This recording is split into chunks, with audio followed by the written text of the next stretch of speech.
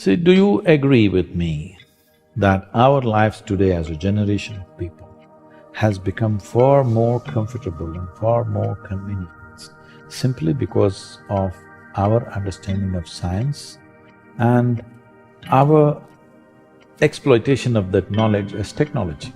Yes, definitely. We are the most comfortable generation ever in the history of humanity, no question about it, isn't it? Yes. We are super empowered because of this science and technology. As there is a science and technology for our external well-being, there is a whole science and technology for inner well-being.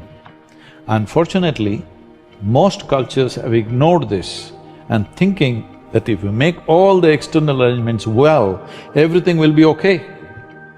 United States of America is a huge statement that this is not how it works. The most affluent country on the planet, 70% of the population are supposed to be on prescription medication. See, when you understand life as a race, if you're in a race, what's the objective? You must reach the finish line quick, isn't it? Yes. What is the finish line of your life? Death. Right now, if you make yourself miserable, you must understand you're sending a message to every cell in the body that I don't want to live.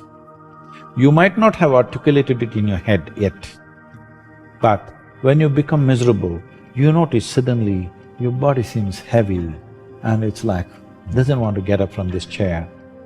Have you seen this? Yes. When you're happy, you're willing to bounce at everything and do everything, bend backwards if necessary. Why this is happening is the message has gone to every cell in the body, this guy wants to die. They're all thinking, okay, what can we do to help him? But by then, of course, you recover.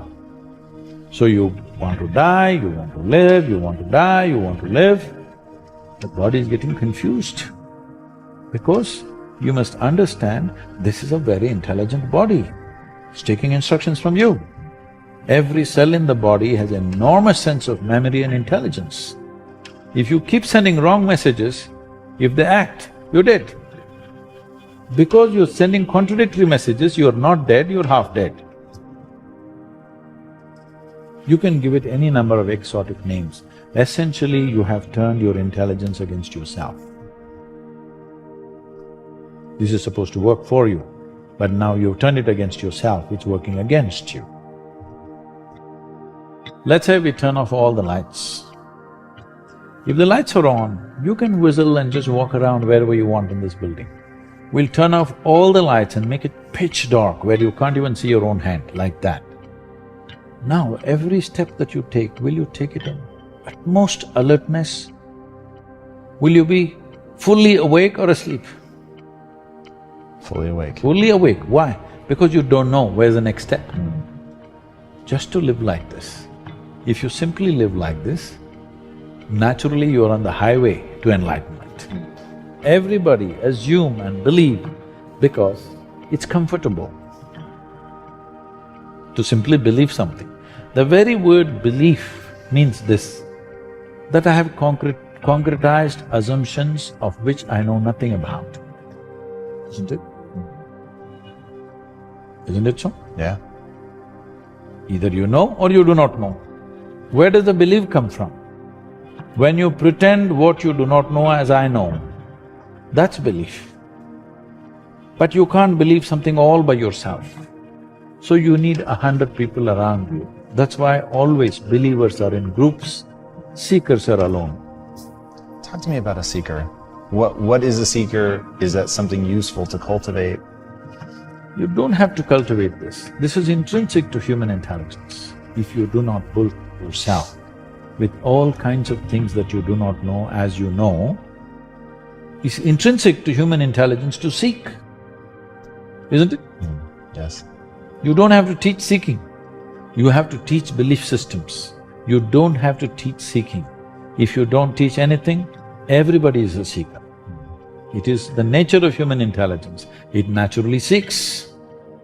But people want to seek with the comfort of belief. They want to be in the belief system and then seek. This is like tying your boat to the pier and then rowing hard.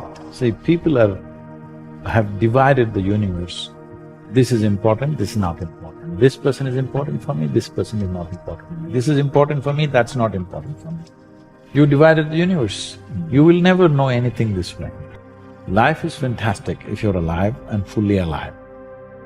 This may sound very not so compassionate, but I'm saying, everybody dies, you and me will die, all right? If you're dead, the game is over. But if you're half dead, oh, this is endless torture to yourself. When you are being tortured, of course you'll share it with everybody else. Fundamentally, if people understand that the source of human experience is within you, joy or misery, agony or ecstasy, pleasure or pain, everything comes from within. If you understand this much, if I understand, suppose right now I think I'm miserable because of you, there's no solution for my life, isn't it? Because all you have to do is walk in front of my home, I will become miserable. So simple it is. You don't have to kill me, you just have to walk around in front of me. I will die within myself every day. If I understand the source of my joy and misery are within me, then you know what's the obvious choice? Joy. Obvious choice, isn't it? So this one fundamental thing has to get across to all the human beings on this planet. Your experience is entirely determined by you. This is what the word karma means, unfortunately. It's become something else here.